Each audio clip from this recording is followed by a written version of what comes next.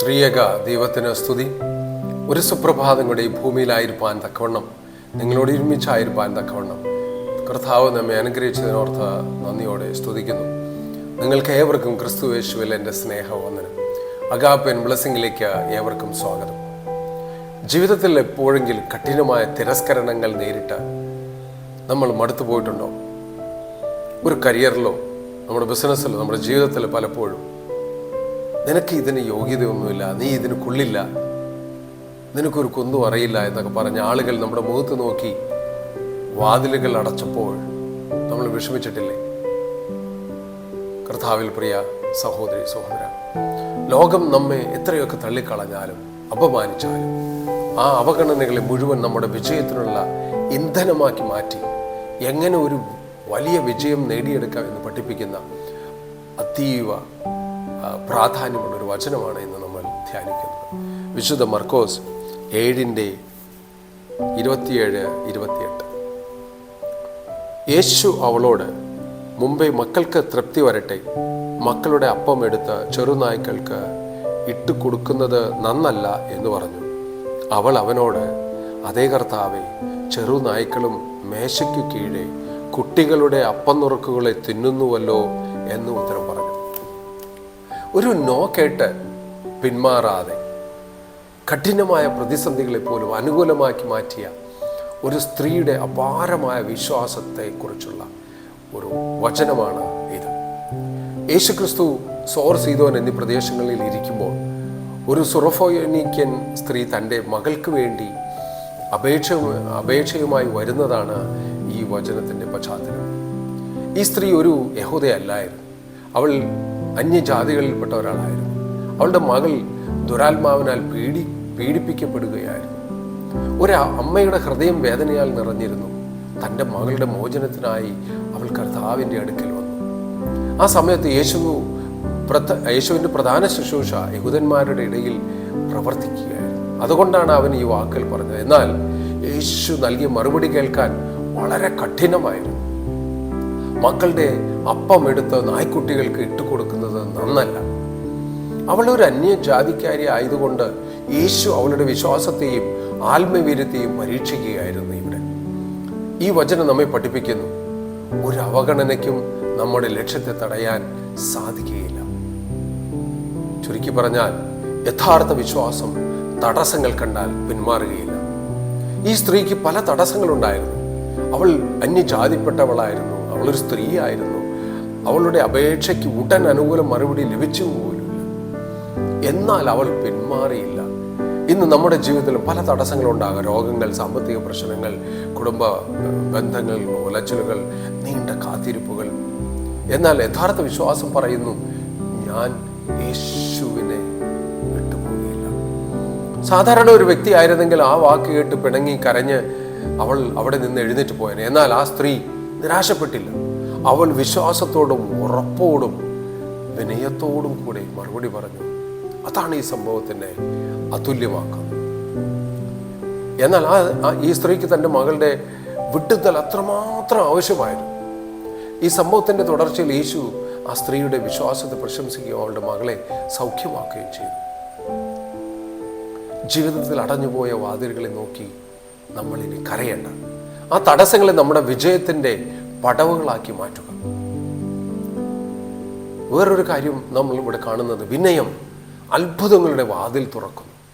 ഈ സ്ത്രീക്ക് ഒട്ടും അഹങ്കാരമുണ്ടായിരുന്നില്ല.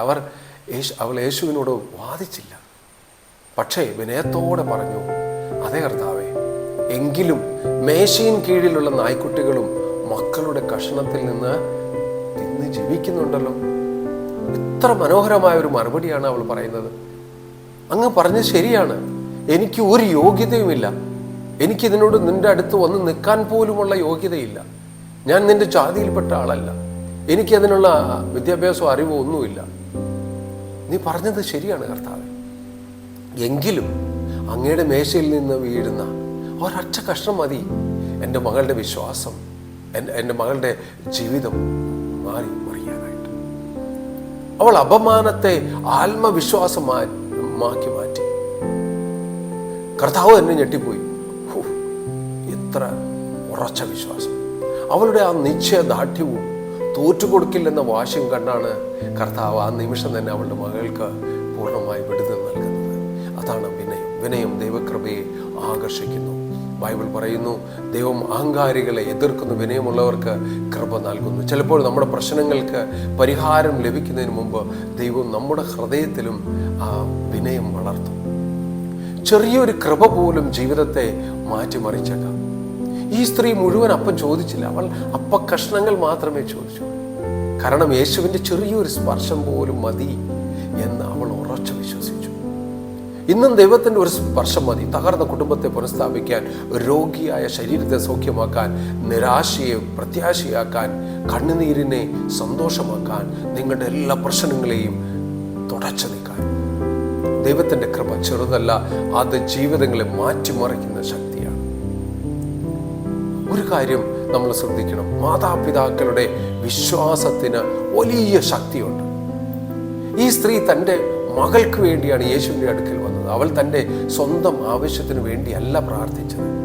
ഒരമ്മയുടെ സ്നേഹവും വിശ്വാസവും ഈ അത്ഭുതത്തിൻ്റെ കാരണമായി. ഇതെല്ലാം മാതാപിതാക്കൾക്ക് ഒരു വലിയ പാഠമാണ്. നമ്മുടെ മക്കൾക്ക് വേണ്ടി പ്രാർത്ഥിക്കുന്നു ഒരിക്കലും നിർത്തരുത്. അവർക്ക് വേണ്ടി മുട്ടിൽ നിന്ന് തന്നെ പ്രാർത്ഥിക്കണം.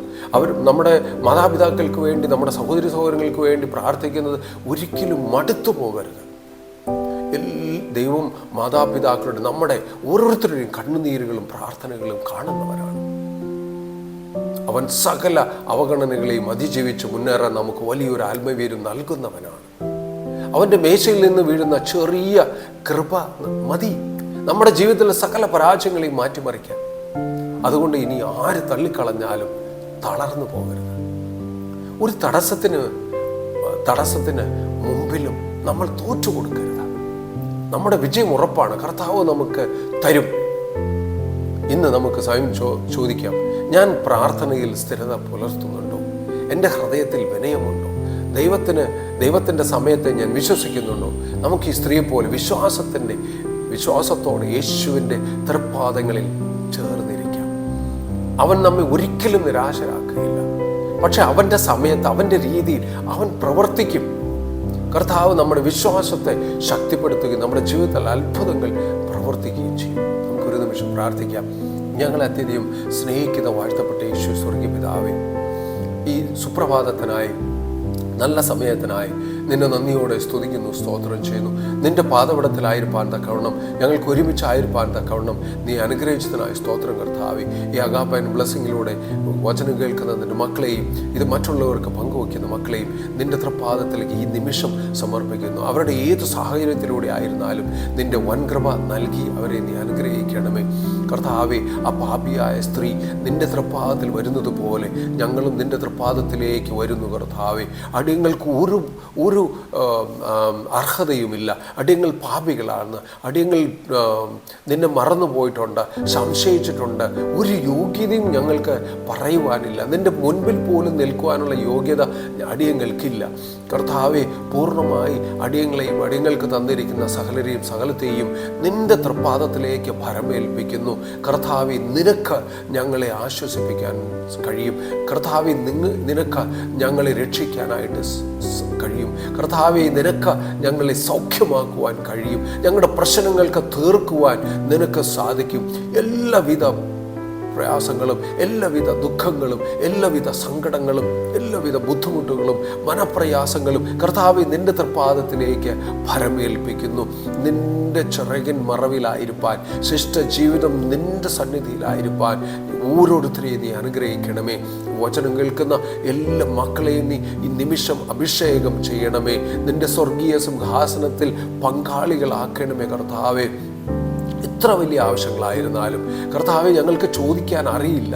പലപ്പോഴും കർത്താവെ നിന്നോട് യാചിക്കാൻ പോലും ഞങ്ങൾക്ക് അറിയില്ല. ഞങ്ങൾ സമർപ്പിക്കുന്നു കർത്താവെ. ഞങ്ങൾക്ക് അറിവ് പറഞ്ഞു തരണമേ. ഞങ്ങളുടെ ആവശ്യങ്ങളെ നിന്റെ തൃപ്പാദത്തിലേക്ക് ഭരമേൽപ്പിക്കുന്ന അപ്പാ, ഞങ്ങൾ പറയേണ്ട കാര്യമില്ലല്ലോ, നിനക്ക് ഞങ്ങളുടെ ആവശ്യങ്ങളെ അറിയാമല്ലോ കർത്താവ്. ഇത്രത്തോളം ഞങ്ങൾ വഴി നടത്തി, ഇനിയും വഴി നടത്തുമെന്നുള്ളതിനായി സ്തുതിക്കുന്നു കർത്താവെ. വചനം കേൾക്കുന്ന മക്കളെ വ്യക്തിപരമായി നീ അനുഗ്രഹിക്കണമേ. അവരുടെ സാഹചര്യങ്ങളെ അനുകൂലമാക്കി കൊടുക്കണമേ. എത്ര വലിയ പ്രതിസന്ധികളിലൂടെ കടന്നു പോകുന്ന മക്കളാണെങ്കിലും നീ അഭിഷേകം ചെയ്യണമേ. നിന്റെ മക്കൾ വചനം കേട്ട് തളർന്നു പോകാതെ, വിശ്വാസമില്ലാത്തവരായി തീരാതെ കർത്താവെ നിന്നിൽ അടിയുറച്ച് വിശ്വസിച്ച് കർത്താവെ നിന്റെ സ്വർഗീയ സിംഹാസനത്തിൻ്റെ പങ്കാളികളാകുവാൻ തക്കവണ്ണം നിന്റെ വൻകൃപ നൽകി അനുഗ്രഹിക്കണമേ. എല്ലാവരെയും നീ വീണ്ടുകൊള്ളണമേ കർത്താവെ, വീണ്ടെടുക്കണമേ കർത്താവെ. നിന്റെ തൃപ്പാദത്തിൽ മറച്ചുകൊള്ളണമേ കർത്താവെ. എല്ലാ ആവശ്യങ്ങളെയും, എല്ലാ ആഗ്രഹങ്ങളെയും, എല്ലാ പ്ലാനുകളും, എല്ലാ പദ്ധതികളും നിന്റെ തൃപ്പാദത്തിലേക്ക് സമർപ്പിക്കുന്നു. അടിയങ്ങളുടെ കുറവുകളൊന്നും കണക്കിലെടുക്കാതെ, അടിയങ്ങളുടെ ബലഹീനതകളൊന്നും നോക്കാതെ, അടിയങ്ങളുടെ യോഗ്യതകളൊന്നും നോക്കാതെ നീ ചേർത്ത് നിർത്തുന്നതിനായി സ്തുതിക്കുന്നു കർത്താവെ. നീ അനുഗ്രഹിക്കുന്നതിനായി സ്തുതിക്കുന്നു കർത്താവെ. വചനം കേൾക്കുന്ന എല്ലാ മക്കളെയും നീ അഭിഷേകം ചെയ്യുന്നതിനായി, ഈ നിമിഷം നിറയ്ക്കുന്നതിനായി നിന്നെ നന്ദിയോടെ സ്തുതിക്കുന്നു കർത്താവെ.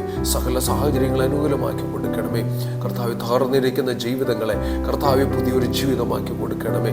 നീ നിറയ്ക്കുന്നതിനായി സ്തുതിക്കുന്നു, അഭിഷേകം ചെയ്യുന്നതിനായി സ്തുതിക്കുന്നു, സർവവും ഭരമേൽപ്പിക്കുന്നു. പ്രാർത്ഥനയുടേതിനായ സ്തോത്രം എല്ലാം ഞങ്ങൾ കൊണ്ട് ജപിച്ച യേശുവിൻ്റെ നാമത്തിൽ തന്നെ ആമേൻ.